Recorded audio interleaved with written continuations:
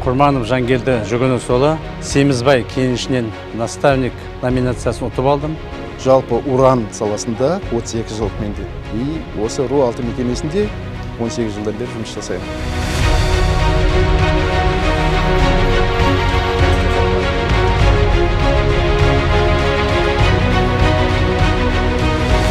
Победа была для меня очень неожиданная. Номинация «Лучший специалист в области УТК».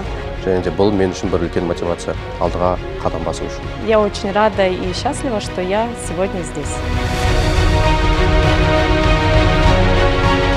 Мы являемся лидерами нашего отрасли.